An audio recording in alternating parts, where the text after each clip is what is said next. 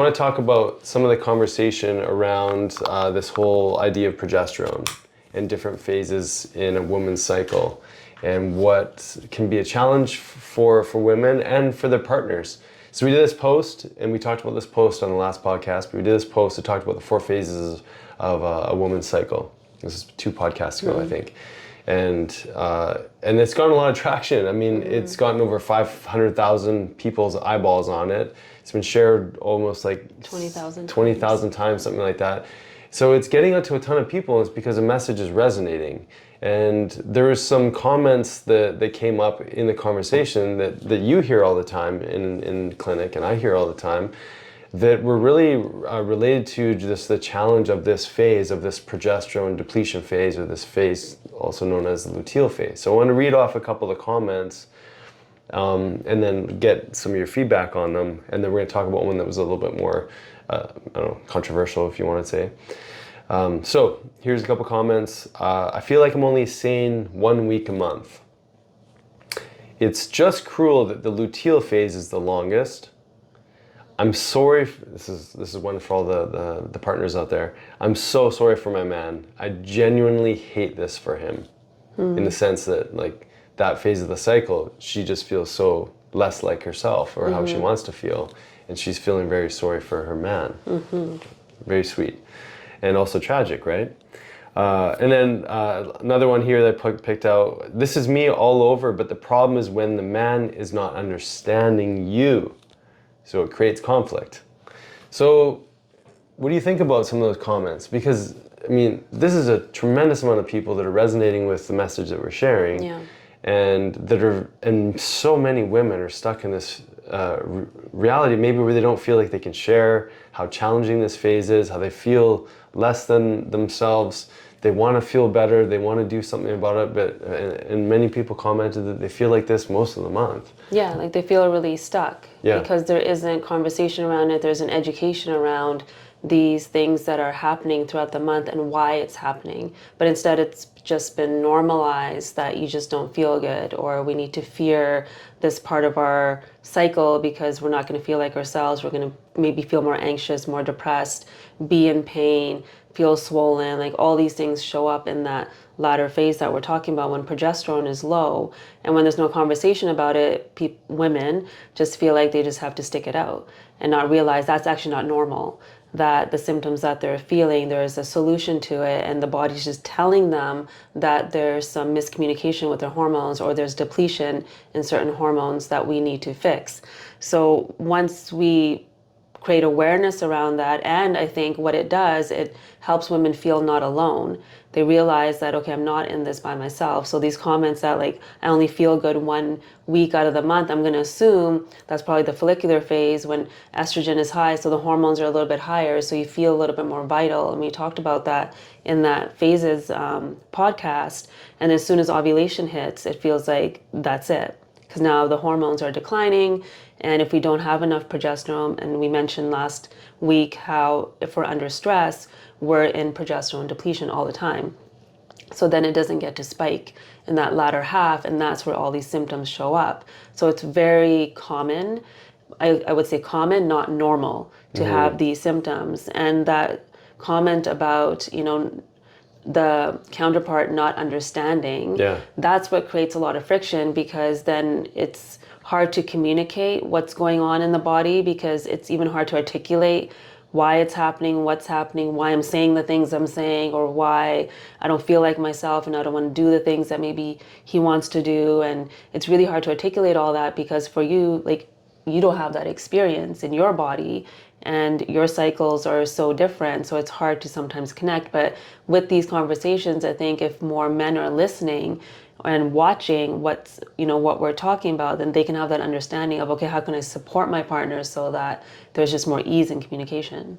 Yeah, it kind of blows me away, because as a man, I have no idea about this. And I'm only, like, obviously learning through the patients we work with, but also through you, and you are articulating it so beautifully. But I imagine it must be something that you've looked at your calendar before to see, oh shoot, I'm going to be on my period when we're traveling, and this is really frustrating. Like, these are things, like, talking about future projecting, we just don't have to do that. We're like, I'll just show up on that day, and I'll just be there, and it'll be what it is. Maybe I'll have a crappy sleep, and that might affect my energy for the day, or maybe there'll be questionable food in the airplane, and then I'll probably fast longer or whatever it is. But I'm not really thinking about how my hormones are going to time with an event that's coming down the road.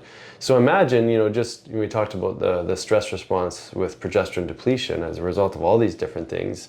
Imagine just thinking about the period in the following month. Like, these are things that women think about all the time. Yeah, and so that's a stress. Just like future realizing, oh shoot, I'm going to be in the same situation a month from now. My goodness, this is terrible.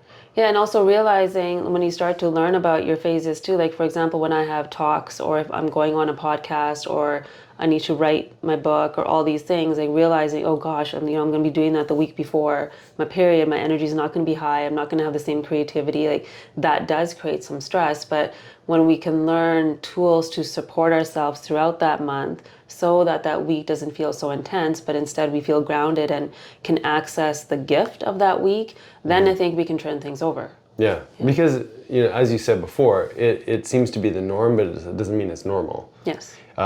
And there's a normalcy to sort of incubating or going more inside in that phase, which would be considered normal, right? Well, that's the desire of the body and the hormones. Like progesterone wants you to rest. Like progesterone wants you to be more internal so that you can nurture yourself. But what that nurturing looks like can shift so that you still feel nurtured and grounded and not depleting your nervous system and not accessing cortisol more than you need to. So I think just learning how to tweak your daily routines, how you eat, how the supplements you take, all that stuff will support more balance then. Yeah, and we talk a little bit more about that at the end too. Yeah. So that just sort of sets up this next comment, which, like I said, there's one that was a little more maybe controversial, if you would, but it was speaking to, again, this phase of the woman's cycle, so this luteal phase. And so the comment was this: haven't we moved past thinking that women can't be trusted with important decisions when we're PMSing? So that's the question. You wrote something in the dialogue of the post that was like, hey, we don't make big decisions here in the week before period. What was your intention in writing that? Yeah.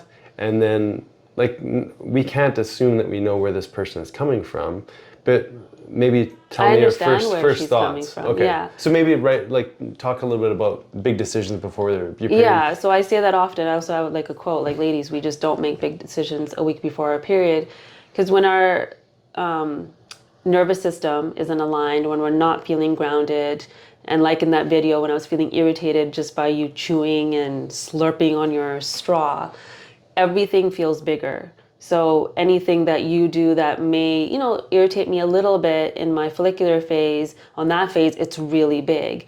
So if there's an argument with your partner, or if there's a decision about your career, or if there's, challenges with your children, or any of that, like everything's just a bit more heightened in our brain at that time. So making decisions about who your partner is in regards to like what your identity is in that time, like, oh, he's just somebody that doesn't do anything for me, or that, like, these things show up in our minds because we're not feeling balanced, or I'm so overwhelmed, I can't handle this work, I can't handle my kids like this, or any of that is showing up because the body and mind are in overwhelm. So making, decisions to end relationships, or making decisions to cut your hair a certain way, or, just shift things, it's harder to do in that time. So the intention was to like pause during that week before making any decisions that will shift, like I think a woman wrote back to that comment, it's more like,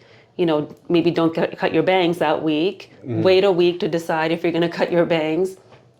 And it's not about having access to nuclear codes, because I think where she's coming from is that many women are denied certain positions in their career, or the term like women are just emotional, so can't be in certain career settings or whatever it is, and so that is what I think she is saying, that we've moved past that women can be in these opportunities or in these positions and actually make amazing decisions because, like we talked about in the beginning, we can access the future in a certain way.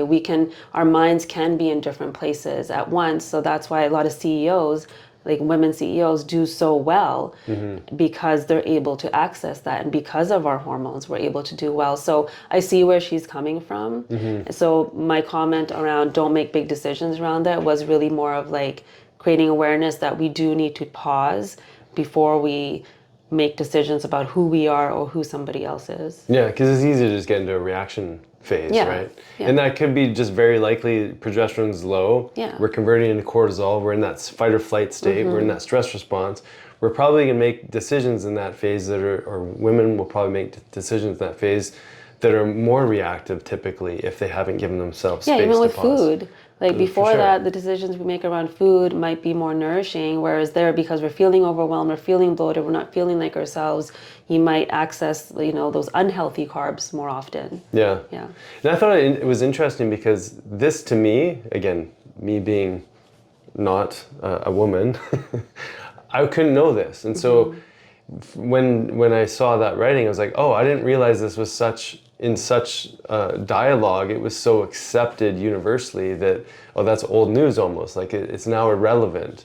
But I think it's so relevant because of the amount of people that were responding of how crappy they feel, and they feel less than, and they don't feel as connected to that, space of that parasympathetic state, that deep relaxation of like being able to truly listen to their body in that phase. So that's what I was hoping that this person was going to elaborate on. Like, where are you actually coming from? Like, what do you actually mean by that? And did the post come across as belittling women? Women can't make decisions, you can't trust them. Like, that really wasn't the intention of the post at all. And so if that particular individual, if anyone saw that and felt it that way, obviously that's not where we're coming from. And it was really just coming from that space of knowing that because the hormones are different, you may show up differently. You may require a little bit more time to just really reflect and be more internal. Yeah, like our days, our lives aren't set around our cycle, unfortunately. Yeah. And so it is harder to navigate things, but the more we understand them, then we can make little decisions that help support us. Yeah. And I think for men, I mean, if you're in a relationship, you should know this about you should want to know, you should try to get to know, because I think a lot of times there can be such unfortunate miscommunication that leads to really stupid fights, really. Well, I often say to you, this isn't about you. Yeah. Right? Because I think it's like your favorite line. This isn't about you. Like, because yeah, I think that's what happens right away. It's like Yeah. you see a reaction from your partner. So maybe she's like feeling, again, just really bloated in that moment, not feeling, pretty and sexy and just any of that, just not feeling good in her body. And she looks over and I see you looking at me a certain way. I get self-conscious. And I'm talking about myself now. I keep saying she. So like I feel self-conscious. So maybe I may react to it. It's got nothing to do with you. Yeah. It's just how I'm feeling in myself in that moment. Yeah, it's not like this friend that you know that reacts. It's a friend I know reacts a certain way. Oh yeah, This no, is it's really me. about you. Yeah. Yeah, exactly. And so it's not about you, right? We talked a little bit about this on one of the other podcasts about don't bite the bait, as men, and me seeing you in a state where you're challenged, I want to help. I want, like, how can I help you? Like, what do you need from me right now? And maybe as a man, we might go like, look, like your behavior is really challenging me right now. I don't want to feel this way. I'm feeling uncomfortable inside my body. How do we shift you so that I feel better? And I think that's part of what you see. You you're just trying to not feel uncomfortable. So it was stuff to work through, right?